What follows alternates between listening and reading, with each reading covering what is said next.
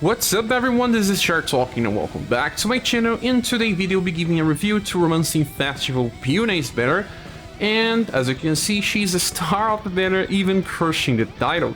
Forneus is also pretty powerful, but Ferdinand not so much. Well, we'll be giving a look on Byunei first. We have some styles of her in the game already. We have one S that's returning, it's limited, and then 3 SSs. The first version of Byunei, Lord of the Dragons, was very impactful to the game because of Aerodyne. This skill here is pretty powerful because it just debuffs agility of all targets. With 3 BP codes only, she can just spam this forever. And it's important when you're facing bosses that do martial arts skills or just spells, because they use intelligence and agility for accuracy.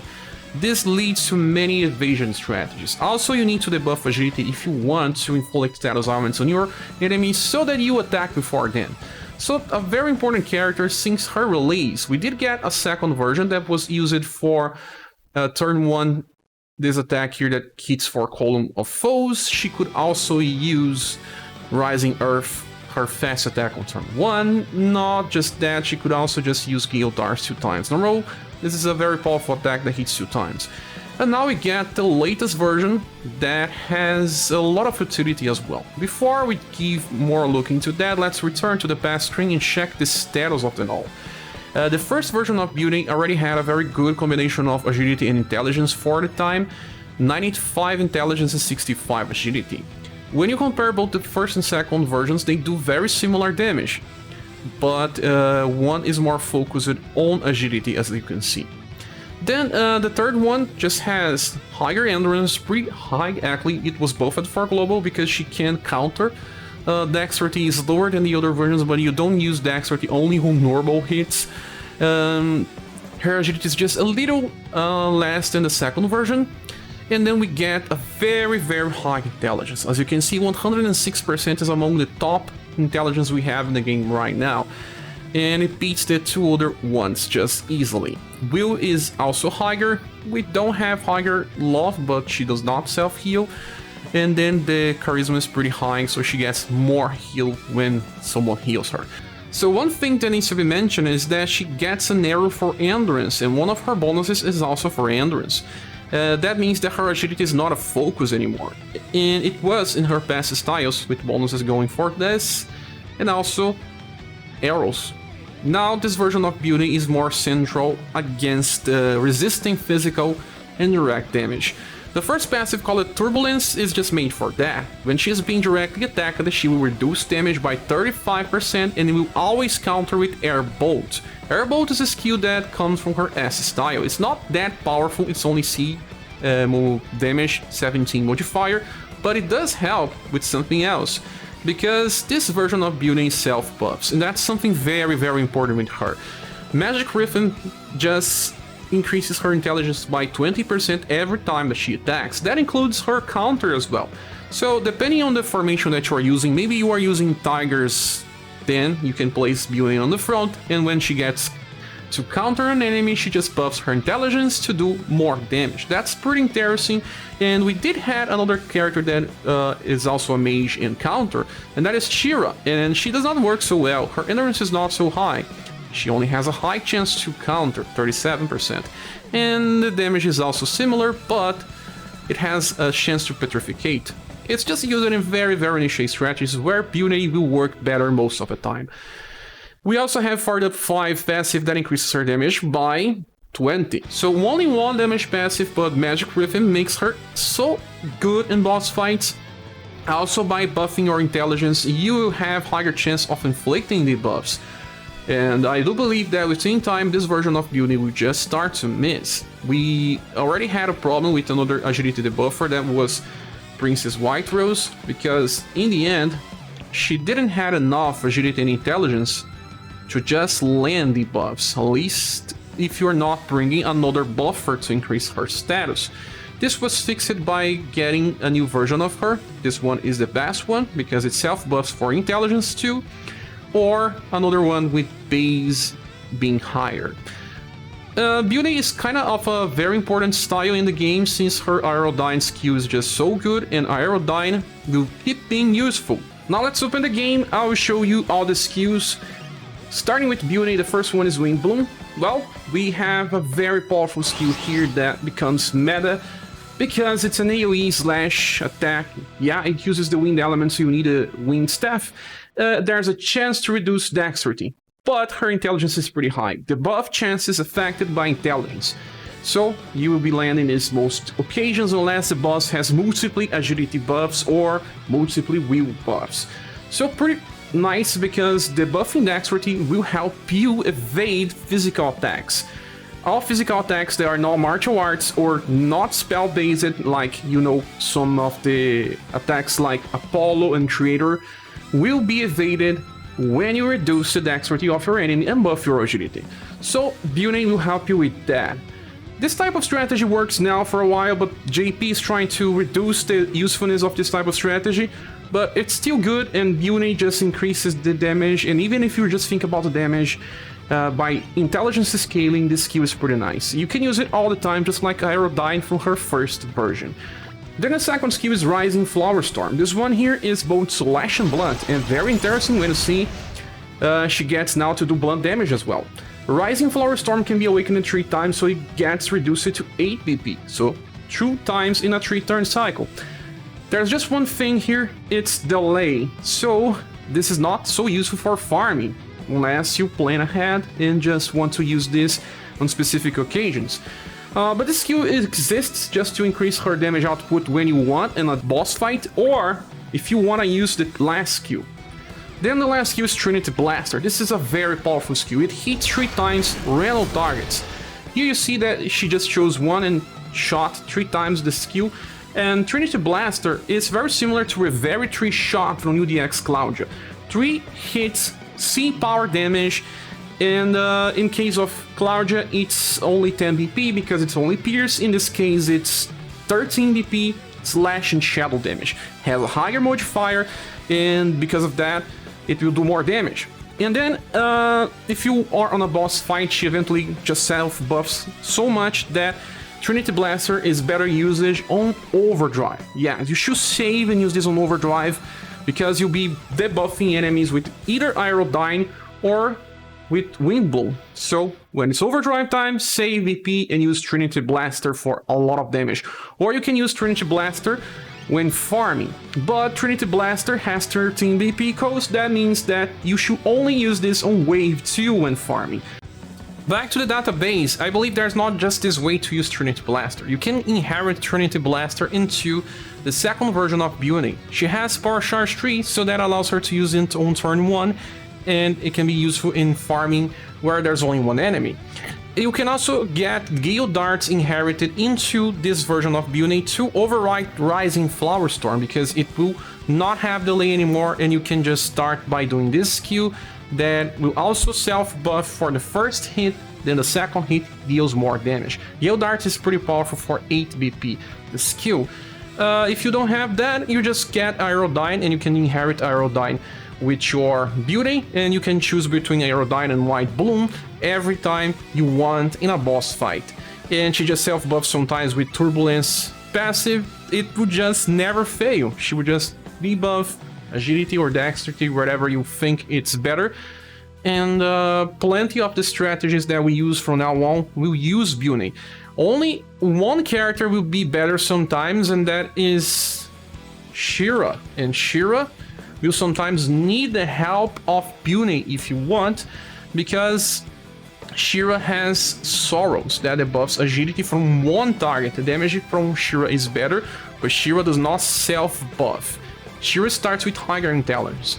Another character that will work pretty well is Princess White Rose, and her Halloween style. The Halloween style of her has self-buff as well, although her intelligence starts way lower. We can just use 2 AoE agility debuffers in some content to cheese. It will not work all the time, so what we are getting with Byunei is very similar to what we got with Princess White Rose, an upgrade to a character that just makes it work for the foreseeable future. Having a self-buff allows it to just surpass the passage of time, because you just get more and more status to face enemies with higher status as well.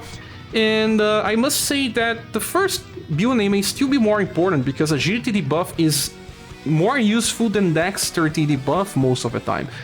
If you don't have gems for this Byunei, don't panic. I do believe that she's worth, but there will be another debuffers in the future. Byunei will receive the highest double S tier grade in our list, but if you have inheritance, she could be placed even higher. Time to talk about Forneus. There are 3 different versions. First one is an S, ruler of the sea. We have one good skill for inheritance. Then there was the beast version released in the past year. This one is a very good character. He has one of the best counter mechanics, very high endurance because he takes damage. He also has very good sustain, he self-heal, he self-buffs his own STR, he reduces incoming damage. And he can also be very good on boss fights, even if you're not using the counter mechanic. Now, Sinistral of the Sea is a more direct style, more for damage and for farming than for boss fights. We have higher STR, 90% more. We have way lower endurance, above Dexterity. His agility is on 88 now, it was buffed in global, right? Just like his STR is 4% more. 10% more on agility, his intelligence does not matter, his will is higher than the monster version, and love and charisma don't matter. Well, Forneus has double arrows for STR, so he gets a higher cap and it's easier to farm, and we can still use the monster version to farm endurance. And for passives, we have Power Charge 3, gives him 3 more BP on start of battle, allowing him to use his skill number 3 on turn 1, we'll talk about this later. And also something very unique, his Maelstrom from his Beast version, a very powerful attack to start the fight with. But more into that later. The second one, STR Well 4, gives him an STR buff of 25% on the start of a round. Well, buffs on the start of a round are only useful for wave clearing, when you can clear 1 wave or 2 waves, you will get this on a new wave, but in boss fights it only triggers once, reducing the usefulness for these fights. Then he has Fired Up 5, increasing his damage by 20%. It's the only damage passive, but at least he has a status buff as well. Now back into the game, let's check the skill animations. We have Prime Pump, a free skill that gives him 2 things. The first one being Guard Up, the second one being Cold Attack Boost. The Guard Up value is 25% decrease in damage, and the Cold Attack Boost gives him between 30 and 35 increase in damage, 35 only on rank number 9. This is kinda hard to level up unless you are using Seeker's Path. It's just a 5% increase, but it's good because it's free, you don't need to spend BP, and when you don't want to, well, use BP with weaker skills, you are just getting yourself stronger. This also works pretty well with the Monstrous version, because you can wait till turn 2 to use the counter mechanics with a higher damage output. The second one is called Hydrocyclone, an AoE attack that deals both cold and pierce damage. It has sea power, so very nice for the coast, and 8 PP. So you can use 2 times in a row because of Power Charge 3. For Conquest, where we have 2 waves in events with only 2 waves, this is very good. Then we have Tyrant Wave. This attack here is super powerful and has fast, so it will always go first. Tyrant Wave deals triple S damage with 65 modifier, is slower than Dark and Hannibal, characters that were released a long time ago, but since he has a higher STR, the damage will be very similar between them all. At least he does have 2 elements, Pierce and Cold.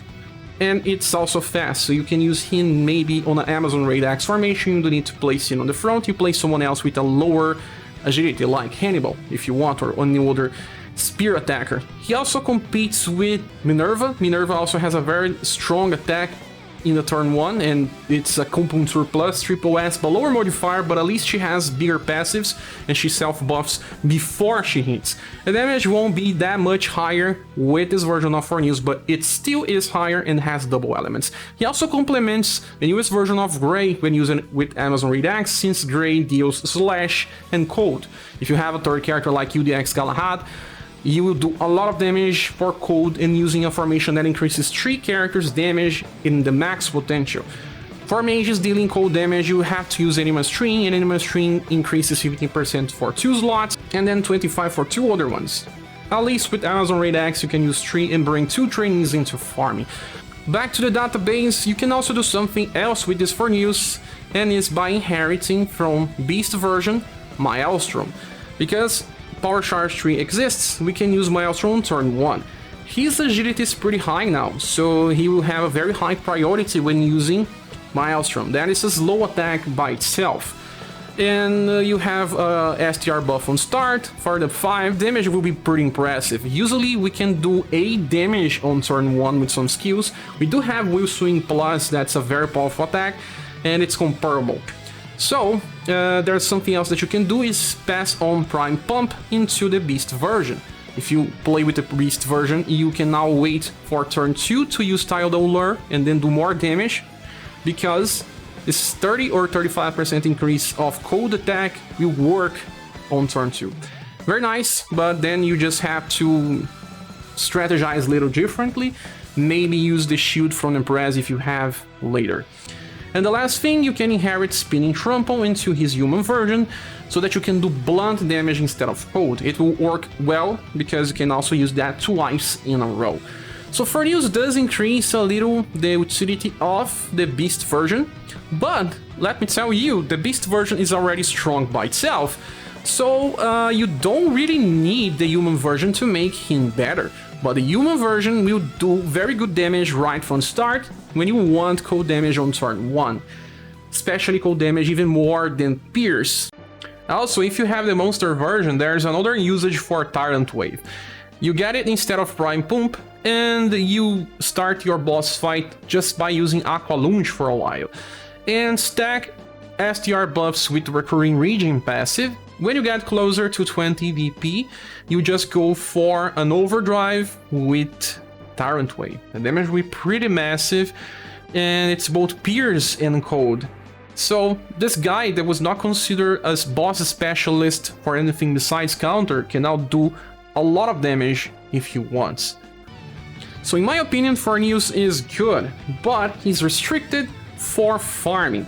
His Tyrant Wave skill is pretty powerful. He can use Maelstrom if you have monster version. He can choose between Pierce, Cold, and Blunt for 2 AoE cycles of powerful AoE. He can pass on Prime Pump into the monster version to make it better, although it's not needed. And complements a character that will be useful a lot in very specific situations. I still believe that the monster version is more important and more unique, so it depends on what you're lacking. In my opinion, this version of Forneus receives a double S grade, but not a high one. And the last character is Ferdinand. We have 4 different versions of him, and I must say that I really don't like the new style of him. There is this S style that was given out for free. Then we have 3 other ones. The second one, I'll lead the charge, is Platinum. It's important to know that because he is the one with the highest STR, but not the best damage, because the first Marquis of Lane has self buffs that makes up for long fights. Last line of defense is the one that we are summoning now, and it's not so good. It just has defensive status and does not make up for damage. The 90% STR is lower than the Platinum one, pretty close to the very first version that got released like almost 1 year ago. His endurance is pretty high for a non-tank style. He's defensive but not a tank. His dexterity 75 is pretty okay, higher than the past versions. His agility is lower than the past ones, even the Platinum. His intelligence does not matter, he does not use it. His will is the same value as endurance, so 94, very high as well. Love is pretty low and charisma is on average. Well, the reason why this guy is not so good is because they try to focus on too many things. Try to make a character that just has high endurance and will, but that alone does not make up for a character that resists damage. He does not have any passive to resist, only to revive. Then we can just compare that in the past, he was always like that. The very first version of him already had this, and this version also has a counter attack, but it was not used for that. And then we have the Platinum version that also had the bigger agility. This one had a bonus as well. It was made for farming, while the first Ferdinand is aimed for boss fights. Well, let's get into this one. The first passive, Tenacity, increases his damage by 10%. This was changed in Global. He didn't have this in JP. He only had the part where he revives once with 50% of his HP. 50% will not help that much. The second is Warcry, and this one increases all surviving allies slash and pierce attacks. And attacks that have two elements, like all of his skills, will increase by 10%. But if you get someone with only slash, he will give 5% increase in damage. If that other character has only pierce, it will get 5% increase in damage. In the end, he gets access to 40% increase. The passives are not that bad when you look. That 40% is also the same value as Global X Final Emperor. What limits this guy is the skills that he can actually use and the way that he operates. Now let's talk about his own skills. We have Soaring Blade, the first one. This is a very cheap but also weak attack, has deep power, but carries both slash and pierce. That's good. We have attacks with 0 BP that deals the same but has a lower power. Not bad, but also nothing extraordinary, just so that you don't use your normal attack. The second skill is Starry Rush. This is the same skill that you can use with his first limited style, the self buffs. It's both slash and pierce again, and it hits between 2 to 4 times. It's good because if he hits 2 times, it's already good damage, but not better than characters that we have like Emperor that has a 6 DP skill that deals slash 2 times with deep power. But if you hit 3 to 4 times, it already compensates the cost, but only 2, it's a gamble. The third one is Flash Triple Trust. This attack here was released with the first farmable version of Annie, and it's also available in Prefecture Ocelus. It's very close to triple S damage, but it's only double S, but on higher end, both slash and pierce again. It's okay for the cost. 8 PP means you can use this twice in a 3-turn cycle. Now back into database, like I said, this Starry Rush attack is the same as the one found in the first limited style. You can get Gleaming Slash from the first limited style and get into the new one, but it does not work like you think, because he lacks the passive that increases STR Surge. In long fights, this guy here just do more damage than the current version. And Starry Rush can also be passed on the second one, the Platinum version of Ferdinand, so that he can use it twice. One last thing that can be inherited is when you get the Platinum style, you can use Warcry, and Warcry at least self-buffs. That means that you can just keep using Warcry. It's cheap, 4 BP, but the power is not so high, and also Warcry will only get 35% increase in damage since it does not deal pierce damage. Kinda restricting his usage, but that was also the case with his first Gleaming Slash attack. It was only Slash, but because it was cheap, you could just cycle between Gleaming Slash when you didn't have BP, and then use Starry Rush when you had. So when you use this strategy like this one, you are just using Warcry forever. And when you want to stack some BP, you can use Starry Rush, but then the STR buff will fade away. That's why I don't understand how they made this one after having made such a good design with the first Ferdinand. So in the end, I don't like this Ferdinand. He lacks a focus. He just has average STR, high endurance and high will, but that alone will not help him survive in fights. He needed something like a skill that could increase guard up or something else, or a passive that decreases damage. But he does not have that. The only thing that he has is a revive ons with 50% of his HP, and the skills will not impact in the long term. So I don't recommend summoning for Ferdinand. Also, if you have some other styles, you don't need Ferdinand at all. Like, you have Minerva, and she is very powerful for farming and boss fights. Her passive that increases STR and endurance is super good on the start of a turn, so it stacks in boss fights. Multi-Trust is just like Starry Rush, but only for Pierce. She also has a 0 VP skills that buff STR, so she just stacks a lot. And Acupuncture Plus debuffs STR by 30% with a guarantee. There's a lot of things in this Minerva. Another character that's super good is also the latest version of Claudia. Even without inheritance, she just stays pretty powerful in a fight. She can self-heal well, she deals good damage, self-buffs dexterity. There is Mikhail, that's also a boss specialist that self-heals and buffs himself. Another one that's also better than this Ferdinand when we go for Pierce. There is also Jamie UDX style that self-buffs just the same and can do a multiple hit attack called Extras that works in farming scenarios and also in boss fights. All of them offer more utility than Ferdinand. And if you want any of them and you don't have, you are better off waiting for the reruns instead of summoning for Ferdinand. Ferdinand is more of a beginner-friendly style because he works easily and right off the bat does not need inheritance to operate, although not a prime unit. Going back to the banner image, is this banner worth summoning for? Well, I will give this banner a silver award, and I will explain. Byunei is meta. If you have at least the first Byunei, you should pull here if you think about doing good in specific hard challenges for the future. If you have the monster version of Forneus, you get an upgrade. You get a fast attacker that will be very useful in many farming scenarios. He just won't work well in boss fights. You have to know that. If you have Liz from 1.5 Anniversary, she also has a fast cold attack. It's kind of interesting to have both because they don't use the same slot in Rainbow Rangers, so they still work well even if you have one or another. Forneus will do bigger damage as well, so you have that. He's a double elemental attacker, and Forneus is the second best of the banner. Ferdinand is totally skippable. No one needs him, and even those that get him will have a hard time finding how to use this guy. So I am pulling here because I am thinking about the future, and Byunei stays relevant, will be useful, and I like Forneus. I want to use him in some other scenarios. That character that you have always trained will get even stronger for farming now. Maelstrom turn 1, very nice.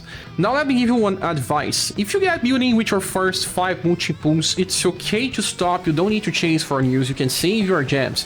If you are a little closer to PD, it's okay to chase Forneus because he will help you with farming. But don't go for Ferdinand. Don't chase this guy. Don't go for a PD for Ferdinand. And the grades I'll be giving to all of them is Byunei receives a high SS grade, Forneus receives a lower SS grade, and Ferdinand receives a S grade in my tier list. But that's my opinion. What is yours? Please say here in the comments, and if you want to support the channel or join our Discord servers, the links are here in the description. I hope to see you soon in the next video. Bye.